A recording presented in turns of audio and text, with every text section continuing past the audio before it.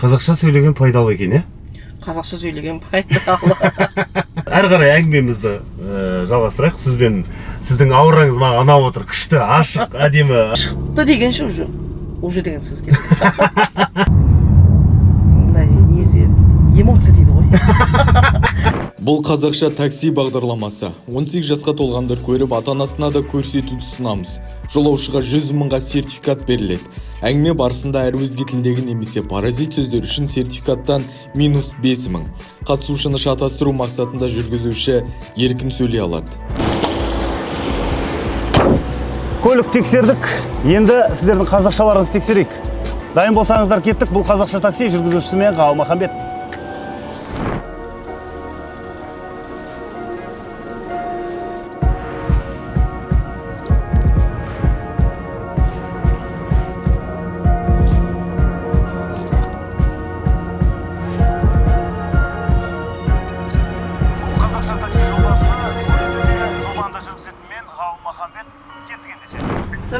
Саламатсыз ба?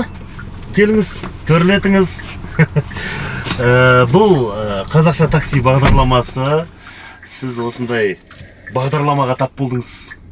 Есіміңіз кім? Шолпан. Шолпан ханым дейін ба? Қалай айтсам болады сізге? Сізге қалай ыңғайлы? Шолпан ханым, Шолпан апай, қайсың ғали? Ханым дейіңіз. Ханым дейін. Болды. Шолпан ханым. Бұл қазақша такси деген бағдарлама, жүргізушісі мен Ғалымаханбет. Шолпан ханым, біздің әңгімеміз өрбу үшін бір тақырып таңдап алайық. Мына кез келген бір картаны алсаңыз болады. Ал, сонымен жаймен мен көлігімді қозғалта берейін, сіздің мекен жайыңызға қарай шыға берейік. Шолпан ханым, көңіл-күйіңіз қалай? Бәрі дұрыс па? Шүкір. Жақсы. Қуаныштысыз ба? Ыңғайсыздық тудырып жатқан жоқпыз ба сізге? Жоқ, қуаныштымын. Енді Шолпан ханым, сіздің қолыңызда қазір бір тақырып тұр. Сол тақырыпты дауыстап оқып жіберсеңіз. Менің тақырыбым сүйікті киноңыз жайлы. Тамаша. Сүйікті киноңыз жайлы әңгіме дүкен құратын боламыз. Шолпан ханым, жалпы қазір енді қазақ кинолары күннен күнге шығып жатыр. Өзіңіз білесіз, комедия да бар, басқасы да бар, тарихи киноларымыз бар. Жалпы көңіліңіз тола ма? Жиі барып тұрасыз ба? Сол туралы әңгіме өрбітейік, е? Иә, жаңа шыққан біздің қазақтың өзінің фильмдерін, киноларын жақсы көріп, үзбей көремін. Соның ішіндегі жақында шыққан Нурикамалды көргенде әсерленгенім. Әлде айтып жеткізе алмаймын. Көп кісілер көре алмаған, ютубтан бір шықты, сонымен жоқ болып кетті. Сонымен көп кісілер көре алмады. Нурикамал керемет күшті кино. Шынайы өмірден алынған. Негізі ол жерде жаңағы келіншегі не болып отыр ғой, енді өзін өзі құрбан етіп отыр ғой. Жарайды деп рұқсатын беріп отыр. Біздің мұсылман әйелдердің көбісі солай өзін құрбан етеді. Тек мұсылман емес, енді тек Қазақстан емес, мұсылман әйелдердің көбісі солай өзін құрбандыққа шалады. Сол жері маған ұнады, өмірден алынғаны.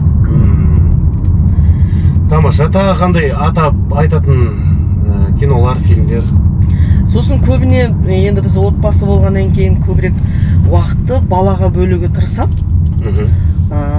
Үлкен екі қызы, олар үлкен болып, жастар 20-дан асқан екен, оларға көп емес, енді көбірек жаңағыда үйде кішкентай балаға көбірек көңіл беремін. Ол қандай киноны сүйіп көреді? Мен сол баламен бірге. Ол бала көбіне сол қашан ана жолы бір киноны алды.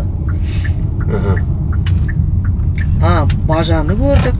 Сосын балалармен бірге барасыз, иә? Киноға да барамыз. Сосын үйде екеуміз сол ақшасын төлеп киноны сатып алып бірге көреміз. Жаңа телевизордегі нелер бар ғой, қосымшалар бар ғой. Иә. Алғаш кездер болғанда жаңағыдай бала қызыққан кезде Мегаға барып жаңағыдай кино көретінбіз. Түнгі сағат 2-3-ке дейін. Бала қайсы киноны көреміз, қосылып бірге көріп жүрем жаңа кино. Кейбіреулер қызықты болады, кейбірі қызықты болмаса да амал жоқ, баламен бірге жүре берем. Жаңа оны неге қызығатынын білгім келеді. Қандай тәрбие алатынын білгім келеді. Шолпан ханым, сіз қай жерде қызмет жасайсыз? Немесе негізі мен де қазақ тілі әдебиет мұғалімін. Сіз де қазақ тілі әдебиет мұғалімісіз ба? Иә, бірақ 13 жылдан бері жаңағыдай басқа салаға түсіп кеттік. Сол саладан әлі өзім жаңағыдай мамандығыма қалып қойды. Негізі алдағы уақытта мамандығыма қайта ораламын деген ойым бар. Тамаша. Сіз сонда мұғалімсіз, иә? Мұғалім. Бүгіндікке маған тек мұғалімдер мініп мені шаршаттау. Неге шаршайсыз? Жоқ, мен шаршаймын да. Мен сіздердің сөздеріңізді шатастыруым керек қой. Шатастыра алмай қиналып жатырмын. Сондықтан әңгімемізді әрі қарай жалғастырайық, Шолпан ханым.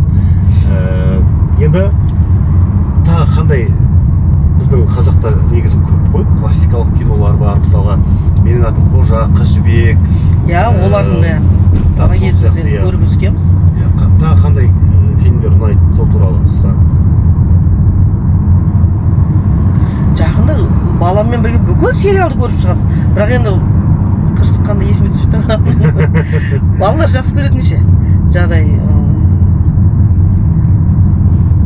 ішкі істерде істейтін жаңағы кинолар бар еді. Оны көреміз қалдырмай. Сосын жаңағыдай прокурор деген жаңа фильм шыққан қазақша. Ол 2-3 айда бір шыға ма? Иә, бірінші сериясы, екінші 3 сериясын көрдік ау деймін. Бала екеуміз соны аңдып отырамыз сол кино шығуы. Шығысымен мама шықты дейді, екеуміз маманы қазір анашымға айландырғанбыз енді. Бірақ біздің бала Көкшетауда өсті, туылды. Баланың тілі орысшаға шықты. Біз үйде негізі қазақша сөйлейміз. Жолдасым да қазақша сөйлейді, мен де екі қызым да қазақша сөйлейді, бірақ баланың тілі орысшаға шықты. Ол ортадан ба? Қазақ тобына балабақшаға апарамыз. Қазақ мектебінде қазақ сыныптарына береміз. Бәрібір орысша сөйлейді. Орысша сөйлейді, сосын жаңағыдай әр тілдің өзінің несі болады екен. Тілден кеп шығады екен, әдет ғұрып, салт дәстүрдің бәрі тілден кеп шығады екен. Жаңа балаға қанша рет айтсақ та сіз деп айтасың, сен дейді. Бұл сенің әкең, мен анашың болам. Сіз деп айт десең, сен жарайды дейді. Жарайды, айтамын дейді. Қазір айтсаң сіз дейді, сәлден кейін тағы да сен деп шыға келеді. Сонымен Көкшетауда жүрген кезде ол сен тек орысша болды. Сосын Астанаға келген екен кішкене қазақша үйреніп, енді қазақша тілі шыға бастады.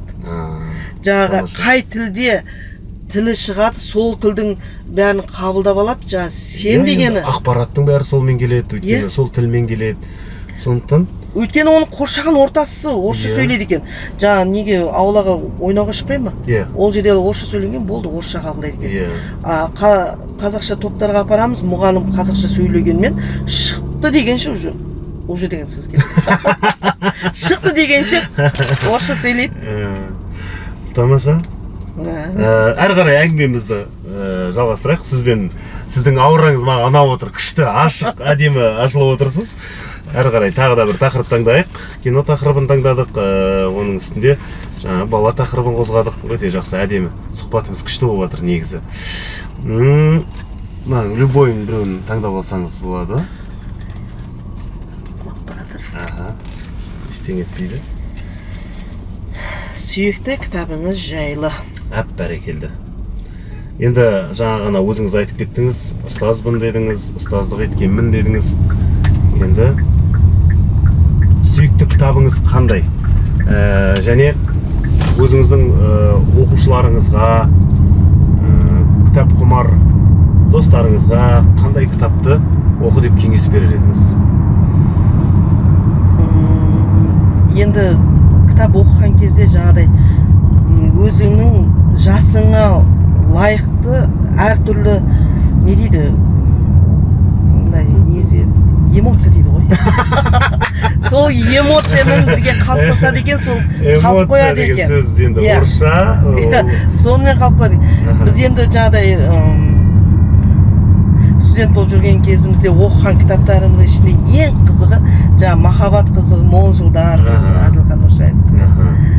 Сосын Мархабат Байғұттың жаңағыдай Машаттағы махаббаты, сосын Мұхтар Әуезовтың көп. Біз енді филолог болғаннан кейін, жаңағыдай қазақ тілі маман болғаннан кейін барлық кітаптарды оқи береміз, сосын шығыстың кітаптарын оқығанбыз. Әдемі кітап туралы өте жақсы әңгімелестік деп ойлаймын. Тағы да бір тақырып таңдасаңыз болады. Ал келесі тақырыбымыз қандай екен? Орындалған және орындалмаған арман. Бұл енді әрбір адамның драмасы дейді ғой. Жеке, ішкі, жан дүниесіндегі жатқан. Сондықтан қазір мен тез светофордан өтіп кетейін. Оппа, өттім. Ал әңгімемізді жалғастырайық, Шолпан ханым. Орындалған армандарыңызды айтып шығыңыз жалпы бірінші. Орындалған арманым, жаңағыдай, негізі бала 5 жастан 10 жасқа дейін қоршаған ортасы әсер етіп, өзі жаңағыдай қалыптастырып алады, өзіне мінез қалыптастырып алады. Сол кезде өзінің арманы да ақырындап қалыптаса бастайды екен. Біздің кезімізде жаңа кеңес өкіметінің кинолар болғандықтан, мен өзім басымнан өткен айтып отырмын, мен барлығы деп айтып отырған жоқпын. Өзім басымнан кеңес өкіметінде жаңағыдай олардың киноларын көріп, кішкене дұрыс емес арман қабылдап қойыппын, бір арманым. Негізі адамда арман, кісіде арман көп болады. Соның ішінде бір арманым үшін мен өкіндім. Ал, ол қандай? Ол кезде жаңағыдай соғыс кезі болады, көмектеседі, сосын жаңағыдай мүгедек болып қалады, сол адамға көмектеседі, сосын соңына дейін көмектесіп, екеуі бақытты болады деген. Өз-өзіме жаңағыны тілеп алдым. Қан сияқтымын. Менің өзім өкілген, бұл менің өзімнің ойым. Сонда? Жаңағыдай мен жолдасым ауырып қалды, сонымен солай сол жерінде мен өкін. Негізі әрбір жас, әрбір адам тек жақсы нәрсені армандау керек. Сосын жақсы киноларды, қызықты киноларды, соғыс жаңағыдай киноларды негізі аз көрген дұрыс деп ойлаймын. 5 жастан 10 жасқа дейін баламен бірге көресің. Керемет айтып отырмыз, осы жерде достар қараңыздар. Әрбір нәрсені армандағанда дұрыс оймен, дұрыс нәрсемен армандау керек деп тұр. Яғни сіздің жолдасыңызда қазір сондай жағдай болып тұр ма? Жоқ, болып өтті. Бізде ол неден өттік, жаңағыдай. Негізі сол дұрыс басқа армандарым орындалды. Аллаға шүкір, бала-шаға оқыды, өсті, өндік. Оның бәрі орындалды. Орындалмаған арманым деп ештеңе айта алмаймын. Өйткені әрбір жетістіктен жаңағыдай арманымның ұшын көре бастаймын. Армандардың бәрі орындалған. Орындалмаған арман қалған жоқ. Мына жақ келесі армандарым сол бала-шағаның арманымен не дейді, бірізге түсіп кететін сияқты. Олардың арманына жетіп отырғанына біз өзіміз жеткенде қуанамыз. Олардың жағы үйленгені, үйлі болғаны, балалы болғаны. Әрбір жетістігі үшін әке-шеше қуанады. Ол да бір арман. Дұрыс айтасыз. Өте керемет, әдемі болды, Шолпан ханым. Күшті, көсіліп, әдемі әңгіме айтып отырсыз. Ашылып, ақ жарқын болып. Жалпы енді негізі таксиге мінген кезде осылай сөйлесіп кете бересіз ба, негізі осылай? Бір кейде ана жолы бір білмеймін ғой енді, әркімнің сана сезімі, деңгейі әртүрлі болады. Сіз сияқты мен енді сөйлесіп отырмын, былай не дейді, орысша қоса берейінші. Кругозоры кең адаммен енді сөйлестім. Жаңағыдай сана сезім төмендеу кісілермен сөйлессең, олар басқа жағына бұрып алады.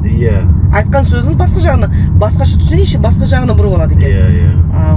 Сосын адамына қарап, сөйлеген сөзіне қарап, сосын жауап қайтарып, сосын кірісіп сөйлесем. Тамаша. Көбіңіз қандай деген сөз кетті? Еще? Еще деген сөз кетті. Сонымен неше қателесті редактор? Да, кетті ма, не дедіңіз тағы да? Кететін сияқты. Бізде енді мына редакторлар бізді тыңдап отыр, дәл қазір барлық звуктарымызды. Сол үшін олар ақшаны беретін солар ғой. Енді кемшілсіз аламын. Ал енді тағы да әңгімемізді жалғай түсейік, тағы бір тақырып таңдайық. Мен әдейі сізбен әңгіме қызық болсын деп бір көше былай айналып кеттім. Әңгімеңіз ұнап отыр. Мен негізі өзім кемпірдің баласын, әжемнің баласын ғой. Әжем 90-ға келіп кеткен кезінде әженің қамқорлығын көрген, әңгімесін тыңдаған, өйстіп көп әңгімесін етегінде жатып тыңдайтынмын. Ол кісілерге қандай тақырып айтсаң, сол тақырыпта өрбітіп әкетеді ғой. Сол сияқты әңгімеге жақындау адаммын деп жатқанмын ғой. Сол әңгімем қызып кетсе, тоқтай алмай қалатын бар. Сол сізбен әңгіме қызып жатыр. Тақырып қандай? Есіңізде қалған саяхат. Есте қалған саяхат. Бұл да бір жақсы тақырып. Саяхат енді өзіміздің жағдай Көкшетау жақтағы жағдай Бурабайға барған саяхаттарымыз. Енді ол жақтың табиғатына айтып жеткізе алмаймын. Иісі енді таза ауа, иісі ауадан керемет. Тез қанат, иә? Ұйқың тез қанат, сосын кислород көп. Иә, нелердің бәрі табиғат керемет күшті ғой. Ал Шолпан ханым, біз сіз айтқан мекенжайға келдік. Қыстырма сөздер, қазақша емес сөздер сөйлеп ұтылған жоқсыз. Иә. Енді бізде сол ұтысыңызды толық алып алатын мүмкіндік бар. Ол енді сізге қиын деп ойламаймын. Жаңылтпаштар. Жаңылтпашқа қалайсыз жалпы? Жаңылтпашқа сол бала кезімде жаттағаным бар. Сол жағдай қанша жыл өтсе де тегі қателеспейміз, есімізге кетпейді. Шамалы ғана. Кішкене әке-шешемізге реніш емес ол енді. Сол қателіктерді өзіміз болдырмауға тырысамыз. Балаларды жаңылтпаш жаттатуға тырысамыз. Уақыт өткеннен кейін 5 жастан 10 жасқа дейінгі аралықта жаттағаны ғана қалады екен. Ал одан кейінгілер ақырын уақыт өте келе жоғала бастайды екен. Жоқ, мен сізге жатқайды деп тұрған жоқпын. Ол нәрсені қазір мен сізге беремін. Мына жерде жаңылтпаштар бар. Осыны аласыз. Сіздің өзіңіздің жаттаған жаңылтпаш айт деп жатқан жоқпын да. Мынаның ішінен бір жаңылтпаш таңдап алыңыз. Кез келген бір жаңылтпашты таңдап аласыз. Ұзақтауын алдыңыз ол. Енді осыны 3 рет қайталап, дауыстап қайталасаңыз болады. Сосын қағазды мен алып қоямын. Сіз маған айтып бересіз. Ауыстыруға болмай ма? Өте ұзақ екен. Болмайды. Өзіңіз таңдап алдыңыз. Мен ешқандай сізге 3 рет қайталап алсаңыз болады, дауыстап, айқайлап тұрып. 40-да 40 арқар бар, 40 арқарда ақ арқар бар, 6 арқарда марқа арқар бар. 40-да 40 арқар бар, 40 арқарда ақ арқар бар, 6 арқарда марқа арқар бар. 40-да 40 арқар бар, 40 арқарда ақ арқар бар, 6 арқарда марқа арқа бар.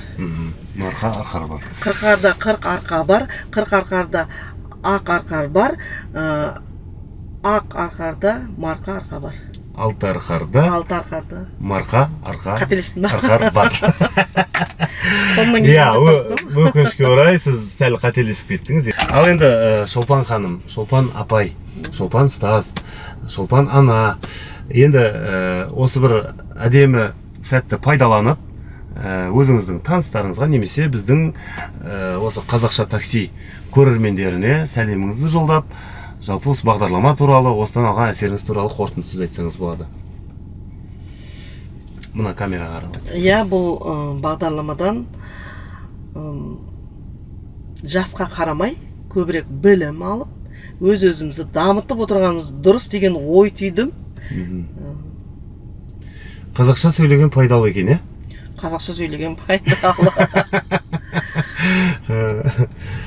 Рахмет, Шолпан апай. Сіздің айтқан жеріңізге келіп тұрмыз.